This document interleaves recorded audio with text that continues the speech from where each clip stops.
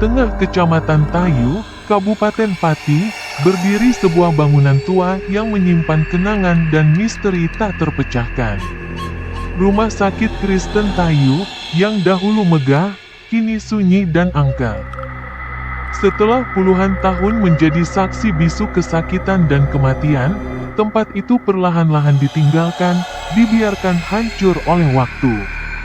Namun, suara-suara aneh, penampakan misterius, dan kejadian-kejadian yang tak masuk akal kerap muncul di balik temboknya yang berlumut. Seakan-akan bangunan itu belum sepenuhnya ditinggalkan oleh para penghuninya, baik yang hidup maupun yang telah mati. Rumah sakit ini berdiri sejak tahun 1933 di atas tanah seluas 28.250 meter persegi. Sebelum menjadi rumah sakit, tempat ini hanyalah sebuah poliklinik kecil yang dibangun oleh seorang pendeta Belanda bernama P.A. Jans pada tahun 1894. Bangunan itu menjadi pusat pelayanan kesehatan yang besar, menarik orang-orang dari Pati, Kudus, Rembang, hingga Jepara. Pada puncak kejayaannya, rumah sakit ini memiliki 47 kamar rawat inap dan dikenal sebagai rumah sakit rujukan di daerah tersebut. Namun, seperti halnya bangunan tua lainnya, cerita yang disimpan di dalam dinding-dindingnya semakin lama semakin suram. Banjir bandang yang melanda Tayu pada tahun 2006 menandai awal dari kehancuran rumah sakit ini. Air meluap deras, menenggelamkan lantai satu rumah sakit dalam lumpur. Sebanyak 66 pasien yang masih berada di sana dipindahkan ke lantai 2, namun banyak yang tak bisa bertahan.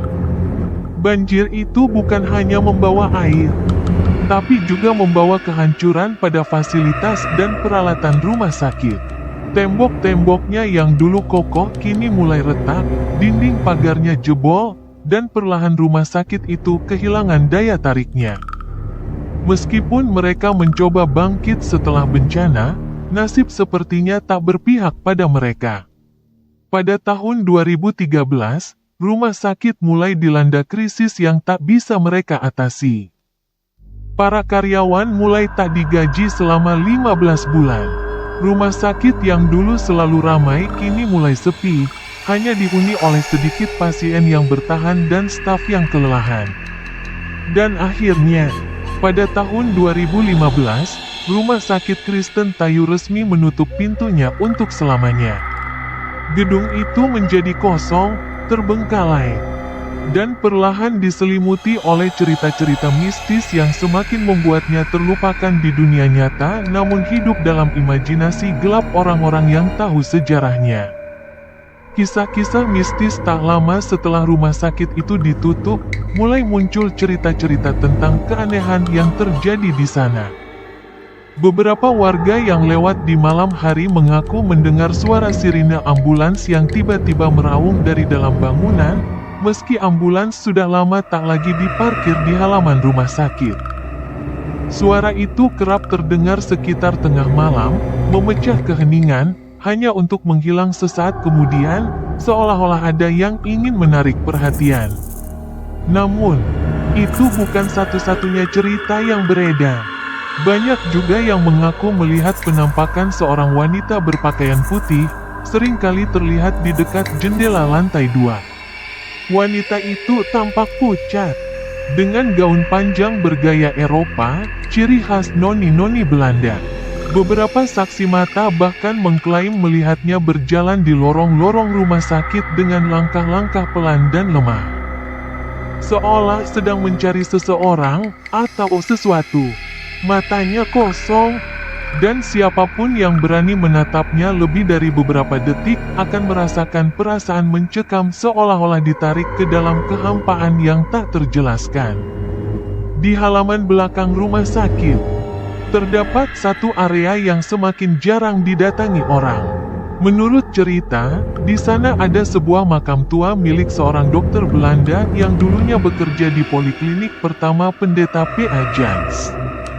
Kuburan itu tersembunyi di balik semak-semak yang tumbuh liar, nyaris tak terlihat kecuali jika Anda tahu di mana harus mencari. Beberapa orang yang memberanikan diri untuk mendekat mengaku mendengar suara-suara aneh dari dalam tanah. Ada yang mendengar bisikan lembut dalam bahasa Belanda. Ada pula yang mendengar suara tawa anak kecil yang melengking tinggi, membuat bulu kuduk meremang. Tapi tak ada satupun yang berani menggali atau memeriksa lebih lanjut. Suatu malam, seorang pemuda bernama Arif yang sedang pulang dari bekerja melewati jalan di depan rumah sakit. Ia mengendarai motor, tergesa-gesa ingin cepat sampai rumah karena hujan mulai turun dengan deras. Tanpa sengaja, ia menoleh ke arah rumah sakit yang gelap gulita. Di lantai 2, ia melihat cahaya samar dari salah satu jendela yang pecah. Di balik jendela itu, samar-samar tampak sosok putih berdiri. Seketika, ia merasa ada yang aneh, tapi Arif mencoba meyakinkan dirinya bahwa itu hanya ilusi. Namun, saat ia mempercepat laju motornya, ia mendengar tawa nyaring, tawa seorang wanita yang seakan-akan berasal dari arah rumah sakit. Suara itu semakin lama semakin keras, seperti mengejeknya, memaksanya menoleh kembali. Beberapa hari setelahnya, Arif jatuh sakit. Demam tinggi menyerangnya tanpa sebab yang jelas, dan selama beberapa hari, ia mengalami mimpi buruk yang berulang-ulang. Dalam mimpinya, ia selalu berada di lorong-lorong rumah sakit tua itu, tersesat dan tak bisa menemukan jalan keluar. Di setiap sudut, ia melihat bayangan seorang wanita bergaun putih. Mendekatinya dengan langkah yang pelan tapi pasti. Wanita itu tidak pernah berbicara, tapi tawa nyaringnya terus terdengar, mengisi setiap sudut pikirannya bahkan ketika ia terbangun. Keluarga Arif percaya bahwa ia telah diganggu oleh makhluk halus dari rumah sakit itu. Mereka membawa Arif ke seorang dukun setempat. Dan hanya setelah melalui beberapa ritual, barulah kondisinya membaik. Namun, Arif tidak pernah lagi berani melewati jalan itu, apalagi menatap bangunan tua yang kini semakin lapuk itu. Kisah para YouTuber pada tahun 2020, beberapa YouTuber terkenal memutuskan untuk mengunjungi rumah sakit Kristen Tayu. Mereka tertarik dengan cerita-cerita mistis yang beredar dan ingin membuktikannya sendiri. Dengan peralatan lengkap, kamera malam, dan sensor EMF, mereka memasuki bangunan itu di malam hari. Siap untuk menangkap setiap fenomena yang mungkin terjadi. Di awal, segalanya tampak normal, meski suasana mencekam mulai terasa saat mereka melangkah lebih dalam ke dalam gedung. Udara di dalam terasa lebih dingin, dan setiap langkah mereka menggema di lorong-lorong kosong. Setelah beberapa saat, salah satu dari mereka, seorang pria bernama Dimas, merasa seperti ada yang mengawasinya. Sensor EMF yang mereka bawa mulai menunjukkan aktivitas yang aneh, mengindikasikan adanya energi tak kasat mata di sekitar mereka. Di lantai 2, mereka menemukan sebuah ruang operasi tua, lengkap dengan meja yang sudah berkarat dan alat-alat yang berserakan di sana-sini.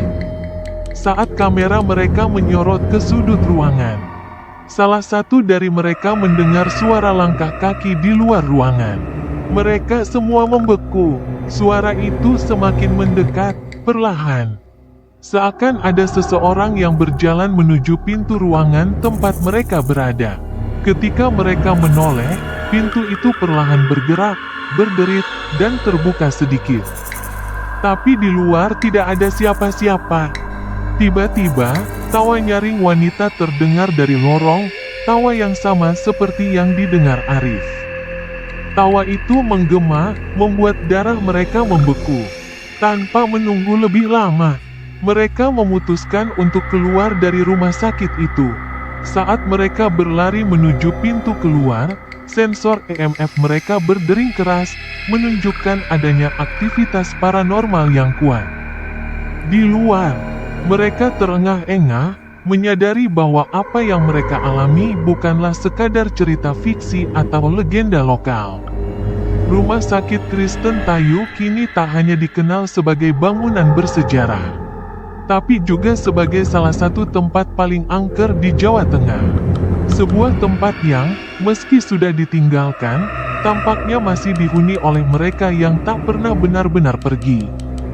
Tawa di balik dinding bekas rumah sakit. Sejak YouTuber terkenal mengunjungi Rumah Sakit Kristen Tayu pada tahun 2020, cerita mengenai keangkeran rumah sakit ini semakin menyebar luas. Mereka yang tinggal di sekitar Tayu, yang sebelumnya hanya mendengar cerita-cerita dari mulut ke mulut, kini semakin yakin bahwa ada sesuatu yang tak terlihat, sesuatu yang menyeramkan, hidup dan bersembunyi di balik dinding-dinding rumah sakit itu. Seperti fenomena yang terjadi di banyak tempat angker lainnya. Semakin banyak orang tertarik untuk datang dan membuktikan keberadaan penghuni di sana. Namun, tidak semua yang datang ke sana keluar dengan keadaan yang sama seperti saat mereka masuk. Penampakan di ruang perawatan. Salah satu cerita paling mencekam datang dari sekelompok mahasiswa yang penasaran dengan berbagai kisah mistis yang beredar. Mereka ingin membuktikan apakah cerita-cerita itu benar atau sekadar bualan.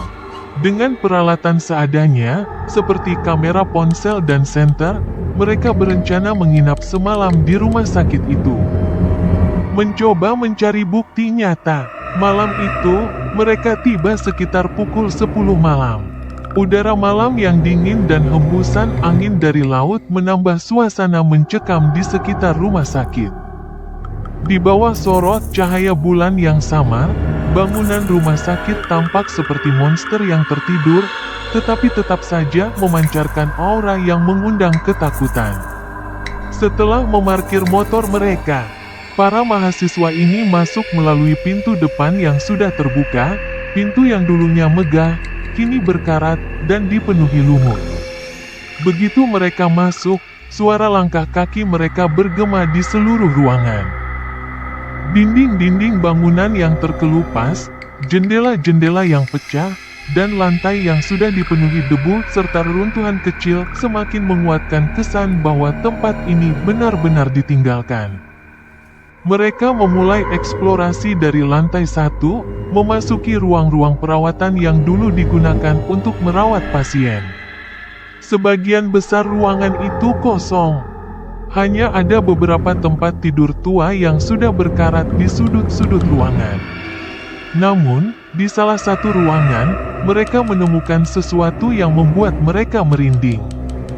Di sebuah ranjang tua yang terletak di tengah ruangan, ada sebuah boneka bayi yang tampak kusam dan kotor. Boneka itu seakan menatap mereka dengan mata hitam legam. Seolah-olah ia menyimpan rahasia kelam yang tidak ingin diketahui siapapun. Salah satu dari mereka, Budi, mencoba mengangkat boneka itu dan bercanda dengan teman-temannya. Namun tiba-tiba terdengar suara seperti roda ranjang rumah sakit yang berdecit dari lorong di luar ruangan. Semua mata tertuju ke pintu. Suara itu semakin mendekat, perlahan tapi pasti. Seperti ada seseorang yang mendorong ranjang dari ujung lorong. Dengan senter yang diarahkan ke lorong, mereka berjalan keluar, mencoba mencari tahu dari mana asal suara itu. Namun, saat mereka tiba di lorong, suara itu lenyap begitu saja. Perasaan tidak nyaman mulai merasuki mereka. Namun, karena penasaran, mereka melanjutkan eksplorasi menuju lantai 2. Tempat yang dikenal paling angker. Menurut cerita yang beredar, di lantai inilah sering terlihat penampakan wanita bergaun putih yang diyakini sebagai noni Belanda. Lantai 2, lorong yang sunyi. Mereka menaiki tangga tua yang sudah dipenuhi debu dan lumut. Saat tiba di lantai 2, suasana semakin mencekam. Lorong di depan mereka panjang, dengan jendela-jendela yang sebagian besar sudah pecah, membiarkan angin malam masuk dengan bebas. Di ujung lorong, mereka melihat sebuah ruangan yang pintunya sedikit terbuka. Cahaya bulan yang masuk dari jendela-jendela yang rusak menyorot bagian dalam ruangan, menampilkan bayangan-bayangan yang tampak bergerak mengikuti arah angin. Namun, itu bukan yang membuat mereka takut. Di ruangan itu, salah satu mahasiswa melihat sosok wanita berdiri di balik jendela. Dengan cepat, mereka mengarahkan senter ke arah jendela itu, berharap bisa melihat lebih jelas siapa yang berdiri di sana. Namun, sosok itu menghilang seketika, seolah-olah tak pernah ada. Suasana di lorong itu semakin mencekam. Jantung mereka berdegup kencang, seolah-olah ada sesuatu yang mengikuti mereka, meski tak terlihat. Suara langkah kaki mereka terdengar begitu keras di tengah keheningan, seakan-akan ada gema aneh yang mengikuti di belakang mereka. Salah satu dari mereka, Anton, yang dikenal paling pemberani, memutuskan untuk masuk ke ruangan tempat ia melihat sosok wanita tadi. Dengan hati-hati, ia melangkah masuk, diikuti oleh yang lainnya.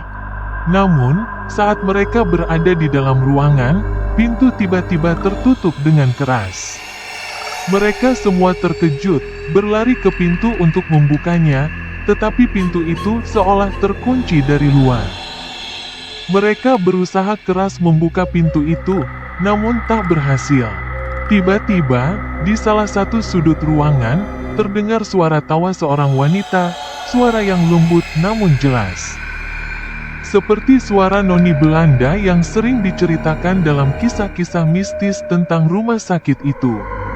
Tawa itu semakin lama semakin keras, seakan memenuhi setiap sudut ruangan. Suara langkah kaki mulai terdengar dari lorong di luar, mendekat ke arah pintu. Tak ada yang berani bergerak.